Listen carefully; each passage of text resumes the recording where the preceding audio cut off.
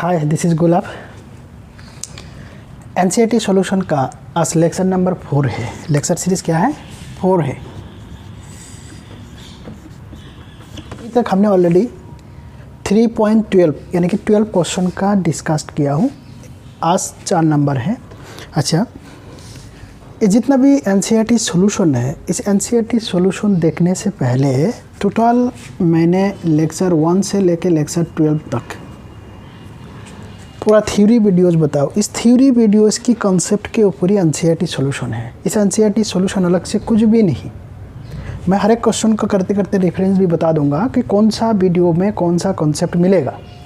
ठीक है, अगर वो कॉन्सेप्ट हम देख लेंगे पहले, अगर थ्योरी वीडियोस देख लिया तो ये वाला वीडियोस जो भी सॉल्यूशंस है, टोटल 27 हम सॉल्यूशन करेंगे। 27 सॉल्यूशन बिल्कुल वही लेक्चर 12 लेक्चर के अंडर ही आएगा।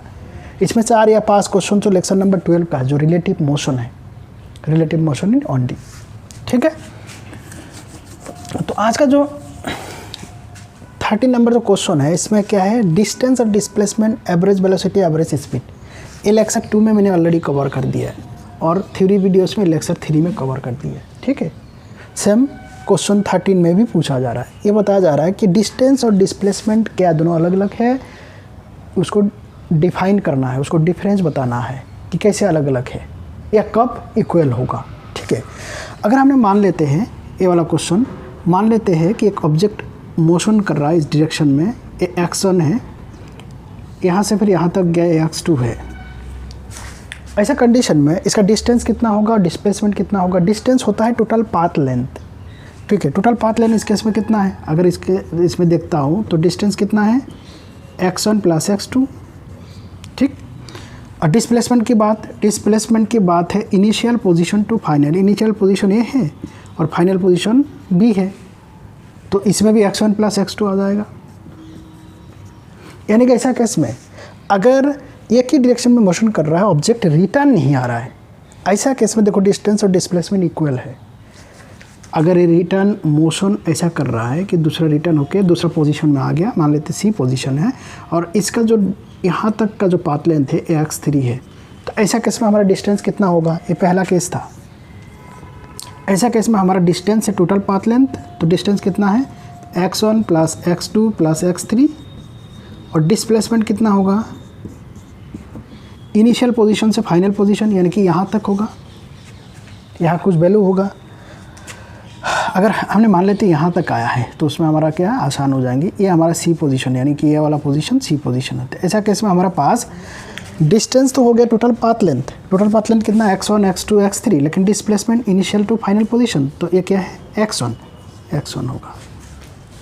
तो यहाँ पर डिस्टेंस और डिस्प्लेसमेंट दोनों अलग अलग है और डिस्प्लेसमेंट डिस्टेंस से छोटा है, इसलिए ऐसा लिखा जाता है, हमेशा ये ट्रू है, distance is greater than displacement और इक्वल। इक्वल कब है? अगर ऑब्जेक्ट एक ही डायरेक्शन में मोशन कर रहा है, रिटर्न नहीं आ रहा है। ऐसा केस में अगर स्ट्रेट लाइन में मोशन कर रहा है और रिटर्न नहीं हो रहा है, ऐसा केस में डिस्टेंस और डिस्प्लेसमेंट इक्वल, जैसे पहला वाला केस है। और सेकंड कंडीशन अगर देखते हैं तो distance is always greater than displacement, जो हमने यहाँ किया। तो यही है इस दोनों का बीच में डिफरेंस। लेक्चर 2 में ऑलरेडी मैं एग्जाम्पल के साथ कोई न्यूमेरिकल भी किया हूँ, उसके साथ समझाया हूँ। तो अभी हम देखेंगे एवरेज वेलोसिटी और एवरेज स्पीड, इस दोनों में क्या फ़र्क है, ये दोनों कब इक्वल होंगे, कब? सेम कंडीशन है। डिस्टेंस को अगर टाइम से डिवाइड करता हो तो एवरेज स्पीड आता है। एवरेज स्पीड का फॉर्मूला है average speed equal distance divided by time. और डिस्टेंस का मतलब होता है total path length, total path length divided by time. ठीक, तो अगर सेकंड कंडीशन में मैंने एवरेज स्पीड निकालना चाहता हूँ, क्या होगा average speed? x1 plus x2 plus x3, इसके लिए कुछ टाइम चाहिए, वो टाइम हमें डिवाइड हो जाएगा। और एवरेज वेलोसिटी की बात करूँगा तो डिस्प्लेसमेंट डिवाइडेड बाय टाइम, तो डिस्प्लेसमेंट इस केस में क्या है? x1 divided by total time जितना लगा। ठीक है, तो दोनों अलग अलग हो गया। यानी कि अगर हमें डिस्टेंस डिस्प्लेसमेंट पता है तो एवरेज स्पीड और एवरेज वेलोसिटी भी पता है, और एवरेज वेलोसिटी के लिए भी हमें सेम वही कॉन्सेप्ट होता है, डिस्प्लेसमेंट डिवाइडेड बाय टाइम। इसके लिए भी यही वाला कॉन्सेप्ट है कि average speed is greater than equal average velocity. Equal कब होगा? जब मोशन मोशन यूनिडायरेक्शनल होगा, वहाँ से मतलब रिटर्न नहीं होंगे।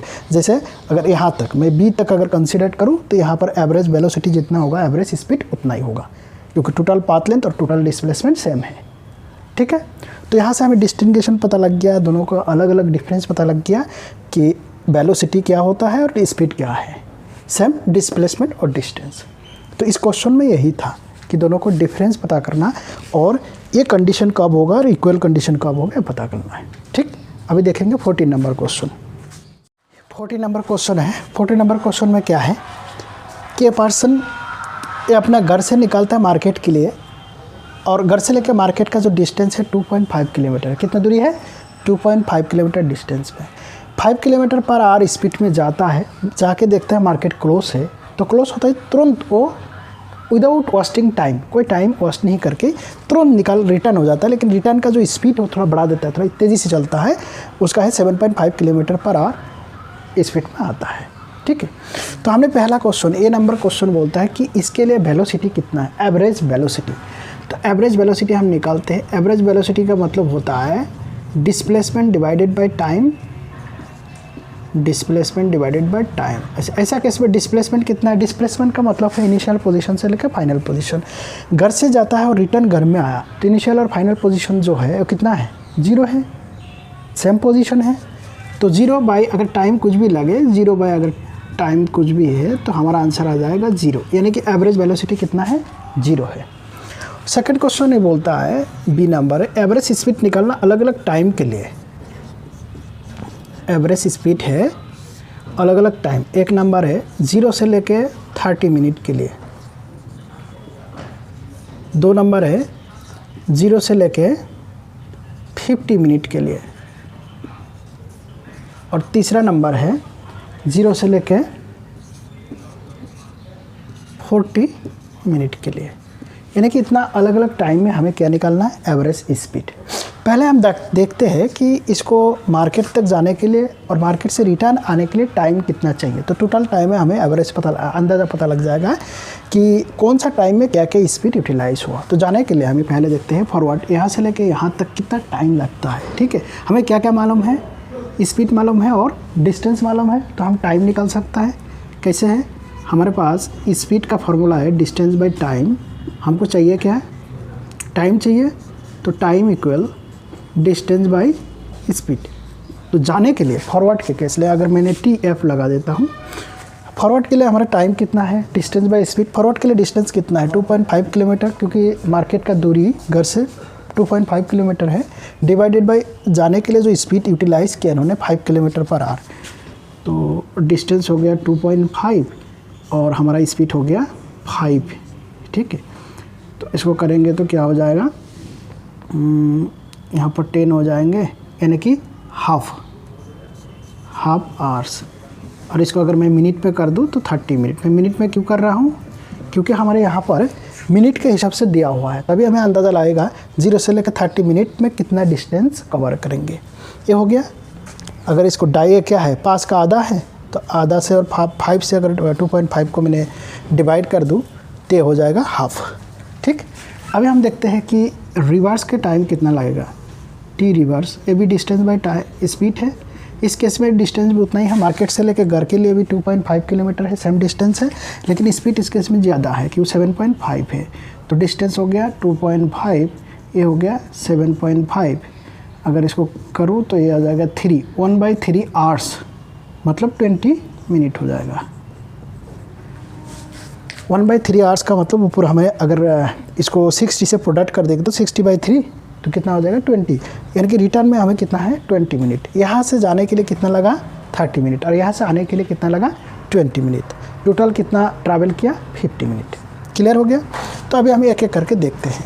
0 से लेकर 30 मिनट के लिए हमें क्या निकलना? Average speed. तो हम फार्मूला देखते हैं एवरेज स्पीड का। एक नंबर, एवरेज स्पीड का जो फार्मूला है डिस्टेंस बाई टाइम, जिस टाइम के लिए एवरेज पूछा जा रहा है, या टोटल डिस्टेंस का मतलब टोटल पाथ लेंथ होता है, तो यानी कि डिस्टेंस बाई टाइम। तो 0 से लेकर 30 मिनट पे कितना डिस्टेंस कवर किया? 0 से लेकर 30 मिनट, यानी कि यहाँ से लेकर यहाँ तक 30 मिनट लगा, तो टोटल डिस्टेंस कितना? 2.5। ये हो जाएगा 2.5 2.5 किलोमीटर में है और टाइम क्या है, मिनट में है, 1 किलोमीटर में मिनट में, तो मिनट में मैं आर में करूँगा तभी हमारा स्पीड का क्या होगा, यूनिट होगा किलोमीटर पर आर।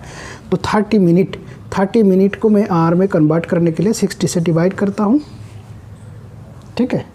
तो ये मिनट को किस में हम कन्वर्ट कर दिया, आर में, तो इसका यूनिट क्या लिख सकता हूँ मैं, किलोमीटर पर आवर। तो इसको जैसे ही कर दूँगा तो 2.5 ऊपर 60 चला जाएगा, नीचे आ जाएगा 30, यानी कि हो जाएगा 2 और इसको मल्टीप्लाई करेंगे 5 किलोमीटर पर आवर। ये हो गया हमारा 0 से लेकर 30 मिनट के लिए एवरेज स्पीड। सब हम एवरेज स्पीड किसके लिए निकालेंगे, 0 से लेकर 50 मिनट के लिए, ठीक है। तो 2 नंबर में एवरेज स्पीड क्या आ जाएगा, average speed equal distance by time.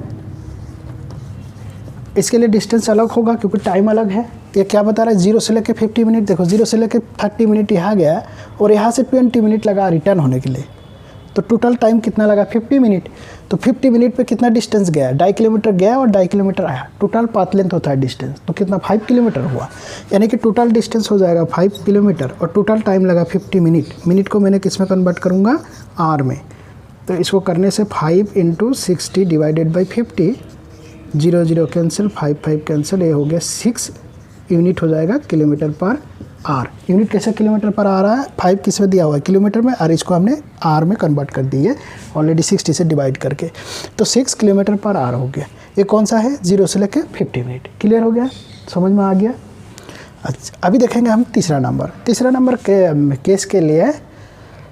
हाँ देखो, तीसरा नंबर के लिए देखो 0 से लेकर 30 मिनट तक हमको पता है, लेकिन 30 से लेकर 40 यानी कि 0 से लेकर 30 और यहाँ 20 मिनट लग रहा है, तो 10 मिनट यानी कि आधा, इसका आधा, लगभग 20 मिनट यहाँ से लेकर यहाँ तक 20 मिनट लगता है। तो 10 मिनट का हमको क्या निकालना है, 10 मिनट का डिस्टेंस निकालना है कि 10 मिनट में ये कितना डिस्टेंस ट्रैवल करता है। क्यों, क्योंकि ये जो इसका जो रिटर्न होने का स्पीड अलग है, 7.5 किलोमीटर पर आवर स्पीड है, ठीक है। तो हम देखेंगे, अगर ऐसा भी एनालिसिस कर सकते हैं, 20 मिनट में अगर इतना दूर कर रहा है रिटर्न होने के लिए, टोटल 20 मिनट लगता है, तो 10 मिनट पे पक्का इसका आधा करेगा। और इसका टोटल डिस्टेंस कितना है, 2.5 किलोमीटर, तो उसका आधा हो जाएगा कितना, 1.5। यानी कि अगर मैं यहाँ निकालना चाहता हूँ, चलिए इस जगह पर निकाल देता हूँ, ठीक है।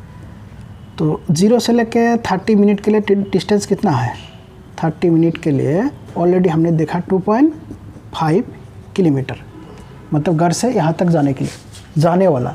अभी रिटर्न होने के लिए स्पीड बढ़ा दिया तो टाइम कम लग रहा है, कितना टाइम में, 20 मिनट में पहुँच रहा है, सेम टाइम सेम। तो 10 मिनट में हमको 40 मिनट का चाहिए, मतलब 30 + 10, तो 10 मिनट में जब रिटर्न जर्नी करता है तो कहाँ, इसका आधा तक पहुँचेगा, तो आधा डिस्टेंस, टोटल डिस्टेंस कितना, 2.5, तो आधा डिस्टेंस यानी कि 30 मिनट से लेके 40 मिनट तक इस टाइम रिटर्न जर्नी कर रहा है, यानी कि कितना समय के लिए, 10 मिनट के लिए। इसका जो डिस्टेंस कवर कर देगा 2.5 डिवाइडेड बाई 2, ये हो जाएगा 1.25 किलोमीटर। इतना हमें पता लग गया रिटर्न के लिए। क्लियर हो गया। तो हमें चाहिए क्या है, total distance by total time. तो ऐसा केस में अगर तीसरा नंबर केस में देखता हूँ तो एवरेज स्पीड क्या आ जाएगा, टोटल डिस्टेंस कितना है, 2.5 + 1.25, तो इसको कर देंगे 2.5 + 1.25 डिवाइडेड बाय टाइम कितना लगा, जाने कि 30 और 10 40। अच्छा 40 मिनट है तो 60 से डिवाइड हो जाएगा, यूनिट हो जाएगा किलोमीटर पर आवर। तो ये हो जाएगी 3.75 × 60 डिवाइडेड बाई 40, यूनिट आ गया क्या, किलोमीटर पर आवर। ठीक है, तो ये अगर कैलकुलेशन कर देंगे जो वैल्यू निकलेगा वो हमारा तीसरा केस में यानी कि 0 से लेकर 40 मिनट में एवरेज स्पीड निकल जाएगा 5.625 किलोमीटर पर आवर। तो हमें तरीका मालूम होना चाहिए, कैलकुलेशन तो कभी भी हम कर लेंगे, जो प्रोसेस है वो मालूम होना चाहिए। इसे ये समझाना चाह रहा है वेलोसिटी क्या है और एवरेज स्पीड क्या है। एवरेज स्पीड का बस एक ही फार्मूला हमें याद रखना है, total distance by total time. ये टाइम इसी टाइम के लिए वो कितना डिस्टेंस ट्रैवल कर दे। देखो यहाँ पर अलग अलग टाइम है, डिस्टेंस भी अलग अलग है। इसके लिए हमें डिस्टेंस मिला था 0 से लेकर 30 2.5 किलोमीटर, 0 से लेकर 50 2.5 5 किलोमीटर, यहाँ पर 5 आया, यहाँ आया 2.5, यहाँ पर आ गया कितना 3.75। ठीक है, तो हम आसानी से इसको निकाल सकते हैं। अभी देखेंगे क्वेश्चन नंबर 15। यहाँ पर पूछा जा रहा है कि जब इंस्टेंटेनियस स्पीड और इंस्टेंटेनियस वेलोसिटी की बात करते हैं, ऐसा केस में दोनों सेम होता है, जबकि एवरेज वेलोसिटी और एवरेज स्पीड अलग अलग होता है। हमने ऑलरेडी देखा एवरेज स्पीड वेलोसिटी अलग है, average speed always greater than equal is average velocity. लेकिन जब इंस्टेंटेनियस की बात करते हैं तो हम इंस्टेंटेनियस को देखेंगे। अगर कोई भी चीज़ का मोशन इस प्रकार हो रहा है, मान लीजिए, ठीक है, यानी कि यहाँ से गया यहाँ, ऐसा केस में अगर मैं डिस्प्लेसमेंट पूछूँ, डिस्प्लेसमेंट इनिशियल टू फाइनल, यानी कि ये वाला होगा हमारा डिस्प्लेसमेंट। ठीक है, अगर मैं डिस्टेंस बताऊँ तो टोटल पाथ लेंथ है, ऐसा है। ठीक, ये तो हो गया हमारा। अगर ये डिस्टेंस हो गया, डिस्प्लेसमेंट हो गया, उसी को टाइम से डिवाइड करेंगे तो एवरेज स्पीड और एवरेज वेलोसिटी आएगा। लेकिन हमें इंस्टेंटेनियस का मतलब होता है किसी भी बहुत कम समय में स्मॉल टाइम के लिए स्पीड और स्मॉल टाइम के लिए वेलोसिटी। ठीक, तो हमने कहीं भी मान लेते इस जगह पर, यहाँ अगर इसको मानता हूँ तो इसमें क्या है, छोटा सा एक एलिमेंट लिया जाता है। कैसा, बहुत छोटा, यानी कि स्मॉल टाइम के लिए कितना डिस्टेंस हमने मानते हैं DL लेंथ हुआ है कितना, DT टाइम के लिए। DT टाइम के लिए ये जो ऑब्जेक्ट मोशन कर रहा है, ये मोशन में ये जो पाथ कवर कर रहा है, इसमें DT टाइम में DL लेंथ ले लिया। तो ऐसा केस में वेलोसिटी कितना होगा, वेलोसिटी इक्वल DL/dt। इसको बोलते हैं इंस्टेंटेनियस। क्यों इंस्टेंटेनियस, क्योंकि हमने टाइम बहुत छोटा ले लिया। और स्पीड कितना होगा, स्पीड भी distance cover by time, DL/dt होगा। ऐसा क्यों, क्योंकि इतना कम समय के लिए ये पार्टिकल कोई रिटर्न नहीं आ रहा है। हमने ऑलरेडी लास्ट एग्जाम्पल में किया था कि अगर कोई पार्टिकल सीधा जा रहा है और दूसरे बार जा रहा है, अगर रिटर्न नहीं हो रहा है, तो ऐसा केस में क्या है, वेलोसिटी इक्वल स्पीड है, एवरेज वेलोसिटी एवरेज स्पीड है। अगर वो पार्टिकल रिटर्न आ रहा है तो ऐसा केस में speed always greater than velocity. तो छोटा टाइम, स्मॉल टाइम, कोई भी अगर मैं टाइम ले लूँ स्मॉल टाइम के लिए, उस स्मॉल टाइम के लिए पार्टिकल क्या रिटर्न नहीं होता है। तो पार्टिकल का जो लेंथ है इतना छोटा है कि वो लेंथ वेलोसिटी के लिए भी उतना ही है और किसके लिए, डिस्टेंस स्पीड के लिए भी सेम है। इसलिए इस दोनों केस में, और जैसे टाइम छोटा ले लिया तो इसको हम वेलोसिटी नहीं बोलेंगे, इसको कौन सा वेलोसिटी बोलेंगे, इंस्टेंटेनियस वेलोसिटी और इंस्टेंटेनियस स्पीड। तो यहाँ से हमें पता लगता है कि इंस्टेंटेनियस वेलोसिटी और instantaneous speed is always equal. और वेलोसिटी का मतलब क्या है, डायरेक्शन है। इसका अगर डायरेक्शन में देखूंगा तो ये डायरेक्शन इस तरफ है और स्पीड का भी वही है, कोई रिटर्न नहीं हो रहा है। ठीक है, क्लियर। क्वेश्चन नंबर 16 है। क्वेश्चन नंबर 16 में 4 अलग अलग ग्राफ है। अच्छा, ग्राफ देखने में ऐसा डरावना जैसा लग रहा है, लेकिन कुछ नहीं है। जो हमने थ्योरी लेक्चर में बताया उसी का कंसेप्ट यहाँ पर है। बस एक बार सिर्फ समझना है, कॉमन सेंस लगाना है। ठीक है, यहाँ देखो पहला ग्राफ किस किस के बीच में, डिस्प्लेसमेंट और टाइम के बीच में। अभी देखेंगे कि सेम टाइम में यहाँ पर अगर किसी भी इस पोजीशन में है, यहाँ और यहाँ दोनों डिस्प्लेसमेंट, ऑब्जेक्ट तो एक ही है, एक ही ऑब्जेक्ट का अगर मोशन हो रहा है, उस ऑब्जेक्ट क्या सेम टाइम में 2 प्लेसेस में हो सकता है, कभी नहीं पॉसिबल। मैंने ऑलरेडी थ्योरी वीडियोस में बताया भी कि ऐसा पॉसिबल कौन हो सकता है, कोई भूत ही हो सकता है कि देख रहा हूँ इधर ही है, उसी टाइम अगर दूसरी तरफ देख लो उधर है, लेकिन वास्तव में रियल में नहीं है। तो ये ग्राफ 1 डायमेंशन का नहीं है और पॉसिबल ग्राफ नहीं है, यानी कि ये कैंसिल।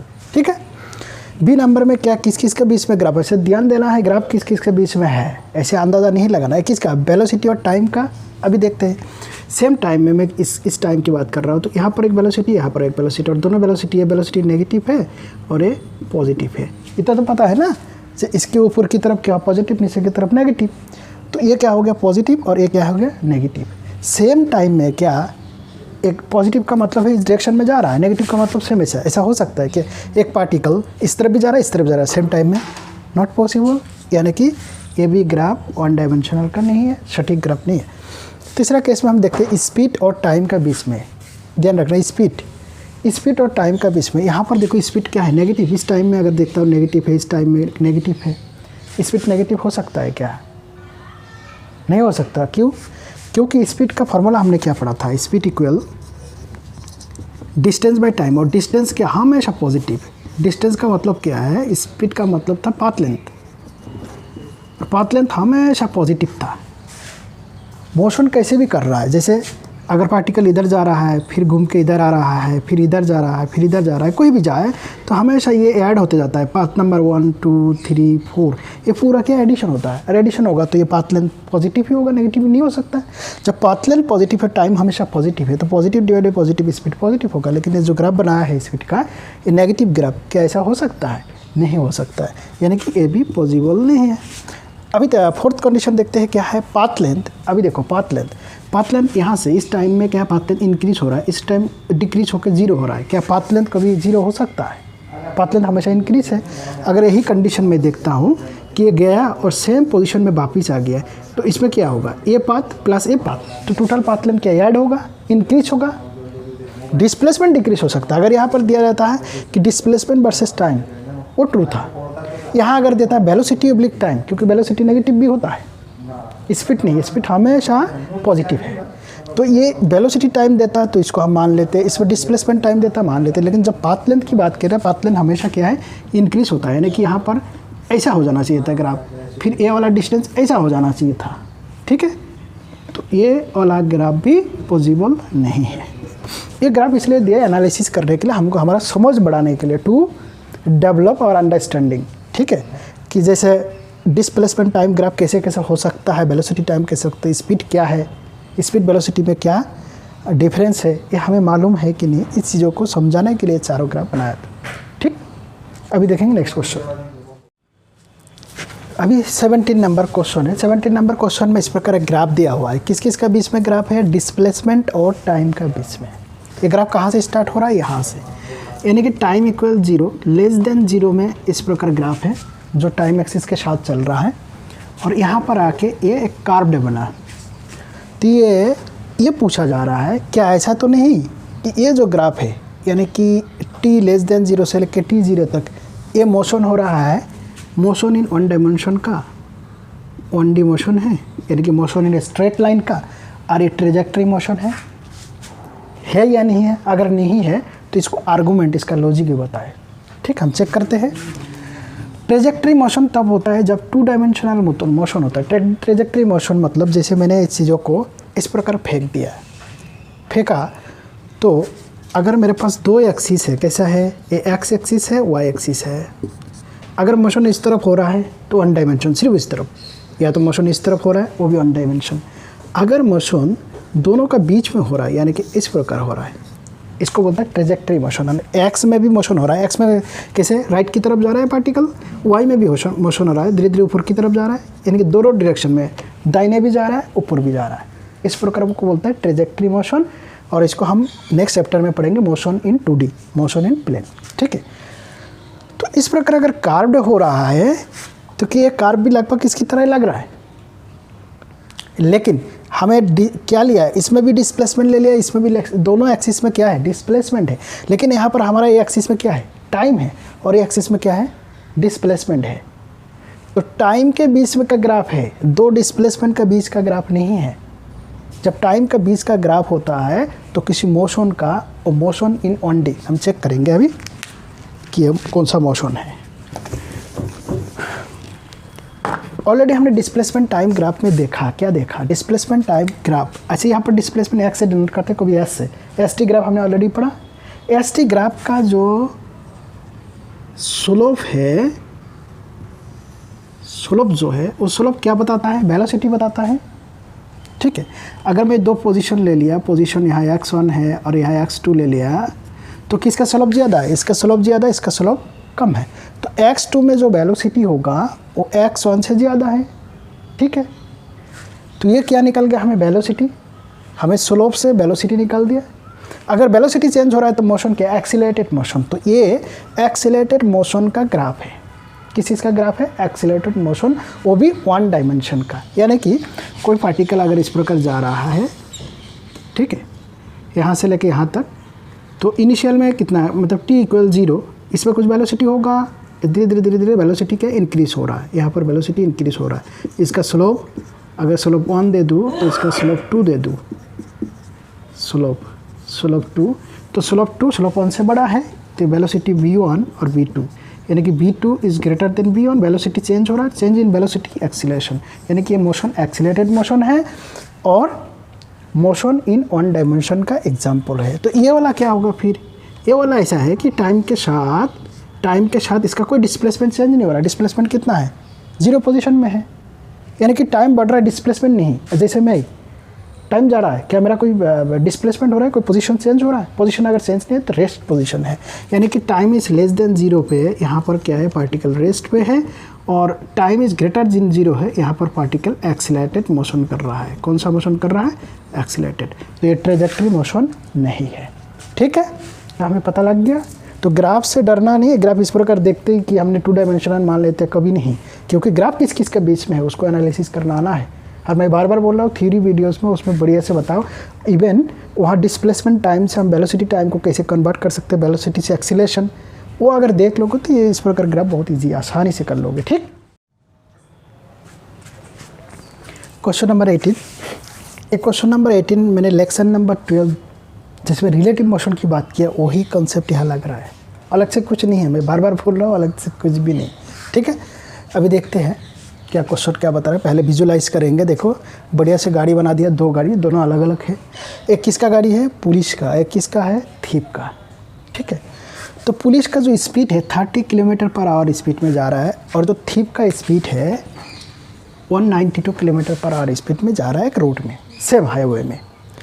अच्छा, ये जो 30 किलोमीटर और 192 है किसकी रेस्पेक्ट में है, यानी कि यहाँ पर कोई अगर ऑब्जर्वर है, यहाँ बैठ के देख रहा है, तो उसके लिए है, यानी कि विद रिस्पेक्ट टू ग्राउंड में 30 किलोमीटर और विद रिस्पेक्ट टू ग्राउंड में 192 किलोमीटर आर।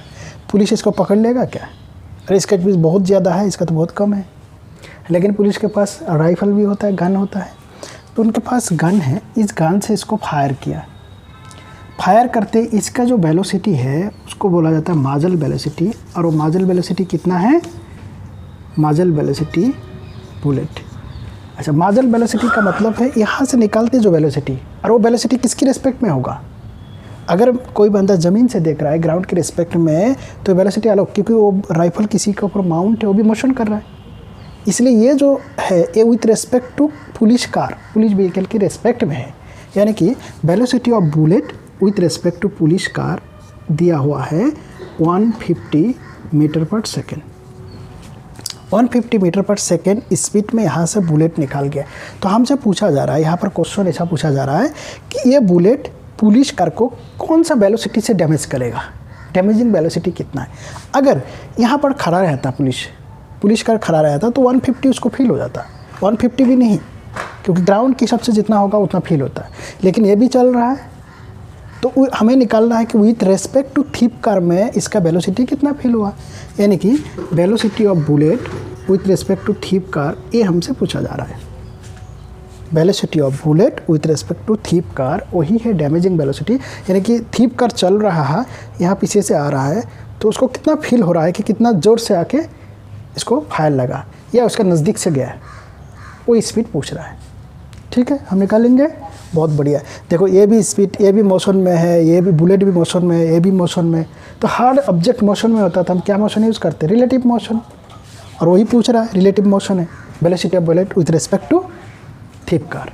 ठीक, तो हम ऑलरेडी फार्मूला जानते हैं, क्या फार्मूला है, ये वाला फार्मूला हम जानते हैं, एक ही फार्मूला बिल्कुल हर जगह, जैसे रिलेटिव मोशन आ जाता है तो रिलेटिव, इतना इजी फार्मूला है। Velocity of bullet with respect to thief, velocity of bullet with respect to ground minus velocity of thief with respect to ground. अभी देखेंगे क्या क्या दिया हुआ है। Velocity of bullet with respect to thief हमको पूछा है, velocity of bullet with respect to ground दिया है क्या, इसका नहीं दिया है। किसके हिसाब से दिया, पुलिस कार के हिसाब से दिया, नहीं दिया है। ठीक है, यानी कि हमने वेलोसिटी ऑफ बुलेट निकालना है ये वाला, और ये ऑलरेडी दिया हुआ है ये, तो हम इस फार्मूला से निकालते हैं velocity of bullet with respect to police, velocity of bullet with respect to ground minus velocity of police with respect to ground. तो velocity of bullet with respect to police कितना दिया है, 150। अच्छा, इसमें साइन कन्वेंशन भी है, हर कोई एक साइड जा रहा है, इसलिए हर किसी को मैं पॉजिटिव ले रहा हूँ, राइट साइड में पॉजिटिव, लेफ्ट साइड में नेगेटिव। तो ये भी राइट साइड चल रहा है, ये भी राइट साइड चल रहा है, और बुलेट भी राइट साइड चल रहा है, तो इसलिए हर कोई पॉजिटिव, तो हमको इतना सोचना नहीं पड़ रहा है। ठीक है, तो ये हो गया वेलोसिटी ऑफ बुलेट जो हम निकालेंगे विथ रिस्पेक्ट टू ग्राउंड दिया नहीं है, और वेलोसिटी ऑफ पुलिस ऑलरेडी दिया हुआ कितना, 30 किलोमीटर पर आवर।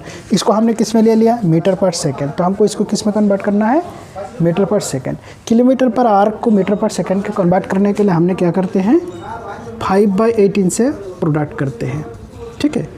तो ये हो जाएगा 5 6 जा 30, 3 6 जा 18, यानी कि ये हो जाएगा 25/3 यूनिट हो जाएगा मीटर पर सेकेंड। क्लियर हो गया। तो सब उसको भी हम कन्वर्ट कर देंगे। तो उसका कन्वर्ट करने के लिए 192 इंटू 5/18 ये हो जाएगा मीटर पर सेकेंड। ये हो जाएगा 3 3 6 जा 18, 6 3 6 जा 18, 6 2 जा 12 और 160 divided by 3 metre per second. Clear हो गया। कितना हो गया 160/3 मीटर पर सेकेंड। इसको सिर्फ हमने मीटर पर सेकेंड में कन्वर्ट कर दिया। ये क्या हो गया, थीप कार का speed with respect to ground और पुलिस का विथ रेस्पेक्ट टू ग्राउंड, ठीक है। अभी देखो पुलिस का विथ रेस्पेक्ट टू ग्राउंड में कितना है 25/3 है, हमें चाहिए ये। तो ये लेफ्ट साइड में लेके आ जाते, उसको राइट साइड में ले जाते हैं, तो माइनस या इसको इस तरफ ले जाते हैं। तो हमारा क्या हो जाएगा 150 प्लस 25/3, एलसीएम ले लेंगे तो 3 हो जाएगा, ये हो जाएगा 450 प्लस 25, तो ये हो जाएगा 475 डिवाइडेड बाई 3 यूनिट हो जाएगा मीटर पर सेकेंड। क्यों, हम दोनों मीटर पर सेकेंड, इसको भी और इसको भी मीटर पर सेकेंड में लिया है, ठीक है। तो ये वाला हम यहाँ पर पुट कर देते हैं तो हमारा आंसर आ जाएगा। तो velocity of bullet with respect to ground में कितना, यानी कि ग्राउंड से गाड़ी व्हीकल से जो देख रहा था उसको कितना फील हो रहा था 150। जब यहाँ से देखेगा कोई ज़मीन से या ग्राउंड से देखेगा तो उस टाइम उसको क्या फील हो रहा था 475/3 मीटर पर सेकेंड, ठीक है। इतना फील हो रहा है। ये हो गया, अभी पता लग गया। तो velocity of bullet with respect to ground हमने निकाल दिया, तो इसको पुट कर दो 475/3 माइनस वेलोसिटी ऑफ थीप का कर कितना है 160/3 करो 160/3, तो एलसीएम आ जाएगा 3। यहाँ मैं सेपरेशन कर देता हूँ। तो 475 माइनस 160 ऐसा करने से कितना आ जाएगा 513 ये काटेंगे तो 103 यानी कि 105 metre per second. 105 metre per second speed में थीप कार को वो राउंड जाके बुलेट जाके के फायर होगा। अगर वो खड़ा रहता तो उसको कितना ऐसा फील हो जाता 475/3, लेकिन वो भी मोशन कर रहा है, भी दोनों मोशन एक दूसरे से माइनस हुआ, इससे इसको माइनस हो गया। हमने ऑलरेडी देखा दोनों, अगर दोनों चीज़ सेम डायरेक्शन में जा रहा माइनस हो रहा, ऑपोजिट डायरेक्शन में थे प्लस। अगर ये कार इस तरफ आ जाता तो यहाँ पर प्लस हो जाता और स्पीड होता, ठीक है। ये प्लस ये हो जाता तो बहुत ज़्यादा स्पीड हो जाता। तो यही हमसे पूछा था कि रेफरेंस लेके अगर ये भी चल रहा है तो उसको कैसे फील होगा, उसका डैमेजिंग स्पीड कितना होगा, ठीक है, यानी कि रिलेटिव मोशन। 90 नंबर क्वेश्चन है। अलग अलग ग्राफ दिया हुआ है। इस ग्राफ से डरना नहीं है, थोड़ा डरावना टाइप का लग रहा है अलग अलग। हमको इस क्या है, इसको विजुलाइज करना है और ये बताना है फिजिकल कौन सा ऐसा सिचुएशन है जिसका ग्राफ इस प्रकार बनेगा, ठीक है। पहले देखते हैं किस किस का बीच में ग्राफ है। ये कौन सा ग्राफ है डिस्प्लेसमेंट टाइम का बीच में, और ये कौन सा वेलोसिटी टाइम, ये कौन सा एक्सेलरेशन टाइम। ऑलरेडी मैंने ST, BT और AT ग्राफ लेक्चर नंबर 7 में बढ़िया से बताया हूँ, ठीक है। उसको जाके ज़रूर देखना, उससे भी सेंस समझ में आ जाएगा, ठीक है। ओके, देखते हैं ये कौन सा है। पहले T1 से T2 लेके डिस्प्लेसमेंट टाइम ग्राफ है।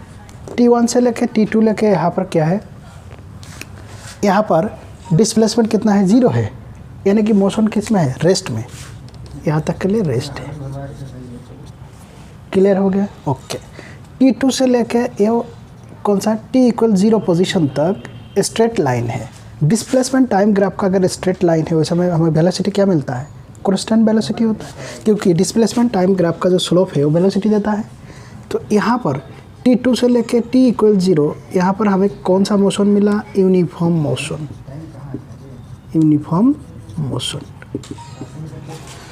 T = 0 से लेके T = T3 तो T4 तक, T = 0 से लेके यानी कि यहाँ से लेके T4 तक ये भी स्ट्रेट लाइन है, यूनिफॉर्म मोशन है। लेकिन डिफरेंस क्या है, इसका जो स्लोप है वो नेगेटिव है, क्योंकि स्लोप अगर एक्यूट एंगल है 90 डिग्री से कम है तो कौन सा वेलोसिटी पॉजिटिव होता है, स्लोप पॉजिटिव है। अगर ऐसा हो जाता है तो नेगेटिव है। मैंने उस वीडियो में बता दिया है, ST और BT ग्राफ में जो कन्वर्शन है उसमें बढ़िया से बताया हूँ, ठीक है। तो क्लियर हो गया। इसका मतलब है वेलोसिटी नेगेटिव, यानी कि यूनिफॉर्म मोशन लेकिन रिवर्स में हो रहा है। ये क्या होगा, यूनिफॉर्म मोशन तो है लेकिन नेगेटिव डायरेक्शन में, ठीक है, पार्टिकल मोशन पे बैकवर्ड में कर रहा है। और t4 से लेके फिर क्या है, कांस्टेंट है, t4 से लेके यानी कि यहाँ से रेस्ट है, कहाँ तक, इन्फिनिटी तक रेस्ट है। तो फिजिकल सिचुएशन कौन सा ऐसा सिचुएशन हो सकता है कि इस ग्राफ को रिप्रेजेंट करे। कैसे, अगर हमारे पास कोई एक दीवार है, अगर यहाँ से बॉल फेंकते हैं, ये बॉल को फेंकते हैं तो यहाँ पर बाउंस होके फिर आ जाएगा। अच्छा, पहले t1 से लेके t2 रेस्ट में, यानी कि किसी ने पकड़ के बैठा हुआ है, ये बॉल यहाँ से मोशन नहीं कर रहा है। कब शुरू किया, t1 टाइम में, t2 टाइम तक। फिर t2 टाइम में क्या कर दिया, बॉल को थ्रो कर दिया। जैसे बॉल को थ्रो कर दिया, t1 से लेके t=0 तक यूनिफॉर्म मोशन में गया। यहाँ से मोशन क्या रिवर्स हुआ है, यानी कि यहाँ से मोशन रिवर्स हुआ, तो ये पोजीशन हम t1 और t2 मान सकते हैं। फिर ये पोजीशन t=0, फिर वापस रिटर्न आया, रिटर्न आके यहाँ पर डिस्प्लेसमेंट, इस जगह पर मैं अगर डिस्प्लेसमेंट का मतलब क्या है, इनिशियल पोजीशन और फाइनल पोजीशन का डिस्टेंस। तो इनिशियल और फाइनल पोजीशन दोनों सेम है, यानी कि यहाँ और यहाँ पर क्या है, डिस्प्लेसमेंट कितना है, 0 है। तो ये कौन सा पोजीशन है, ये t3। और ये पोजीशन कौन सा है, t3 से लेके t4 फिर भी नेगेटिव डायरेक्शन में गया, और t4 से लेके ये किसी ने कैच कर दिया, यानी कि रेस्ट पोजीशन है। ये है फिजिकल सिचुएशन जो इस ग्राफ रिप्रेजेंट करता है, ठीक है। हमने अभी बी नंबर देखेंगे कि इसका फिजिकल सिचुएशन क्या है। तो इसको पॉज करके नोट डाउन करो, इसको मिटाओ क्योंकि यहाँ पर जगह नहीं है, तो यहाँ पर मैं समझाऊँगा। ये सिचुएशन बी है, मैंने रीड्रॉ किया हो। सिचुएशन बी इस प्रकार है, ये जो वेलोसिटी है, वेलोसिटी ये पॉजिटिव है, वेलोसिटी नीचे नेगेटिव है और टाइम बढ़ते जा रहा है। तो टाइम बढ़ने के साथ साथ देखो यहाँ पर वेलोसिटी एक मैक्सिमम पोजीशन है, फिर वेलोसिटी 0, फिर वेलोसिटी माइनस में है, फिर इसी पोजीशन में यहाँ पर वेलोसिटी पॉजिटिव, फिर 0, फिर माइनस में, फिर पॉजिटिव, 0। हर एक केस में वेलोसिटी धीरे धीरे डाउन होते जा रहा है टाइम के साथ साथ। यानी कि सिचुएशन ऐसा है कि अगर हमने motion under gravity already study किया, मोशन अंडर ग्रेविटी में मैं किसी बॉल को अगर थ्रो करता हूँ मैक्सिमम वेलोसिटी से, तो एक सर्टेन हाइट जाएगा, यहाँ पर क्या वेलोसिटी 0, फिर वेलोसिटी सेम यहाँ पर आके जिस वेलोसिटी में यहाँ मैं थ्रो करूँगा सेम यहाँ पर अटेन होगा। जैसे ही ज़मीन पे गिरेंगे तो यहाँ पर फ्रिक्शन के वजह से इसका वेलोसिटी डाउन हो जाता है, डाउन होके फिर भी एक वेलोसिटी अटेन करेगा, जो वेलोसिटी अभी इस हाइट तक नहीं पहुँचेगा क्योंकि वेलोसिटी ये वाला इस वेलोसिटी से कम है। यहाँ पर जाके फिर 0 हो जाएंगे, फिर रिटर्न हो जाएगा। अच्छा, जाने और आने का रास्ता सेम है, हमने दिखा नहीं सकते बल्कि ग्राफ में अलग अलग दिखा रहा है, ठीक है। तो ये वाला वेलोसिटी अगर हमने b1 मान लिया तो यहाँ वेलोसिटी क्या है, 0, यहाँ पर वेलोसिटी b1 होगा, क्योंकि असेंडिंग में जहाँ पर जो वेलोसिटी होता है डिसेंडिंग में सेम। यहाँ वेलोसिटी b2 होगा तो सेम यहाँ पर b2 होगा, यहाँ पर b=0, b2 b1 से कम है। यानी कि इसको अगर हम माने b1 माने, यहाँ पर भी b1 होगा लेकिन नेगेटिव डायरेक्शन में है, ऊपर की तरफ पॉजिटिव होता है, नीचे की तरफ नेगेटिव। तो पॉजिटिव b1 हो गया, नेगेटिव b1 हो गया, फिर यहाँ पर क्या हो गया, फ्रिक्शन हो गया, होके फिर कौन सा वेलोसिटी मिल गया, b2, और इस तरफ हो जाएगा -b2, ठीक। तो नेक्स्ट केस में क्या आ जाएगा, b3 और b3। यहाँ पर b1 is greater than b2 is greater than b3। ऐसा करते करते एक टाइम बिल्कुल स्मॉल वेलोसिटी अटेंड करेगा, लास्ट में आके स्टॉप हो जाएंगे, क्यों, फ्रिक्शन की वजह से। तो ये हो गया इसका फिजिकल सिचुएशन, यानी कि ये किस चीज़ को बता रहा है, मोशन अंडर ग्रेविटी और बाउंस हो रहा है, हर एक बार में बाउंस में वेलोसिटी डाउन हो रहा है टाइम के साथ। और हमने थ्रो कैसे किया, कुछ इनिशियल वेलोसिटी ऊपर से नहीं फेंका, ये फ्री फॉल है, फ्री फॉल नहीं किया, नीचे से हमने कुछ वेलोसिटी देके ऊपर की तरफ दिया, ठीक है। तो ये हो गया बी नंबर सिचुएशन। अभी हम देखेंगे सिचुएशन सी नंबर किसका है, ए और टी टाइम का बीच में ग्राफ है, और यहाँ पर बताया ए टी ग्राफ है, यहाँ से लेके यहाँ तक एक्सीलरेशन क्या है, 0 है। जब एक्सीलरेशन 0 होता है वेलोसिटी होता है कांस्टेंट, क्योंकि एक्सीलरेशन क्या है, rate of change of velocity. यहाँ पर वेलोसिटी कोई चेंज नहीं, टाइम तो चेंज हो रहा है, वेलोसिटी चेंज नहीं हो रहा है, तो एक्सीलरेशन 0। सेम इस केस में भी एक्सीलरेशन वेलोसिटी का एक्सीलरेशन 0 है, वेलोसिटी कांस्टेंट है। लेकिन t1 और t2 टाइम के बीच में सडनली एक्सीलरेशन बढ़ जाता है, मतलब वेलोसिटी चेंज हुआ, यानी कुछ ना कुछ, जैसे कोई मोशन कर रहा है, मोशन करते करते कोई ना कोई जार्क या कुछ फोर्स आकर अचानक इसको डिस्टर्ब कर दिया, ठीक ठीक है। या तो अगर ये बॉल है, ये बॉल क्या है कांस्टेंट स्पीड में आ रहा है और बैट से लगते तुरंत चेंज हो जाएगा एक सडन, और रिटर्न में कांस्टेंट स्पीड में जा रहा है। तो ये जो चेंजिंग पोजीशन है, जो फोर्स लगा बहुत कम समय के लिए, उसका दिखाता है, वही है इसका फिजिकल सिचुएशन। तो ये हमें फिजिकल सिचुएशन क्या है कि कोई बॉल अगर किसी बैट के साथ लग जाता है, ठीक है, तो सडनली जो चेंज होता है वो हो गया इसका फिजिकल सिचुएशन। तो ये हो गया मोशन अंडर ग्रेविटी, ये हो गया फिजिकल सिचुएशन किसका, किसी चीज़ को सडनली फोर्स देना, लेकिन उसके बाद तुरंत फोर्स को निकाल लेना जिससे कि वो कांस्टेंट वेलोसिटी में रहे। अभी देखेंगे क्वेश्चन नंबर 20 नंबर क्या है, डिस्प्लेसमेंट और टाइम का ग्राफ इस प्रकार दिया हुआ है, ठीक है। कैसा है, इस प्रकार एक ग्राफ है मोशन। एक ग्राफ से ये नहीं समझना कि ऐसा ऐसा करके चल रहा है। ग्राफ रिप्रेजेंटेशन करता है वैल्यू, यानी कि कैसे देखो, यहाँ से लेके टाइम के साथ साथ क्या है डिस्प्लेसमेंट नेगेटिव हो रहा है, फिर नेगेटिव यहाँ पर डिस्प्लेसमेंट मैक्सिमम, फिर धीरे धीरे डिस्प्लेसमेंट कम हो रहा है, यहाँ पर 0 हो रहा है, फिर अपोजिट डायरेक्शन में जा रहा है, इस प्रकार है।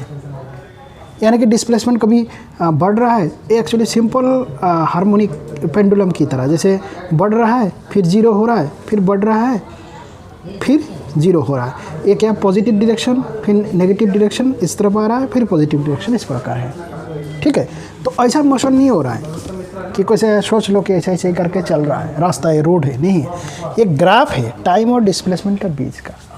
तो हमें पूछा जा रहा है, अलग अलग 3 टाइम दिया हुआ है, इस तीनों टाइम में डिस्प्लेसमेंट, वेलोसिटी और एक्सीलरेशन का हमने साइन बताना है। क्या बताना है, साइन। पॉजिटिव होगा, नेगेटिव होगा, लॉजिक के साथ। ऑलरेडी इस प्रकार हमने ऑलरेडी किया हुआ है, जो displacement time, velocity time, acceleration time graph में सेम इस प्रकार सिचुएशन हमने स्टडी किया। फिर भी क्वेश्चन में है तो कर लेते हैं एक बार, ठीक है। एट t = 0.3 सेकेंड में हमको बोलना है डिस्प्लेसमेंट, वेलोसिटी, एक्सीलरेशन का साइन। t = 0.3, तो यहाँ 1 है तो ये 0.5 होगा, 0.3 यहाँ पर कुछ होगा, मान लेते ये वाला पोजीशन, ये हो गया 0.3 इस सेकेंड में। इस पोजीशन में पार्टिकल x नेगेटिव डायरेक्शन है, ये जो इस एक्सिस के इस तरफ क्या है नेगेटिव है, इस तरफ पॉजिटिव है, x है, तो x नेगेटिव।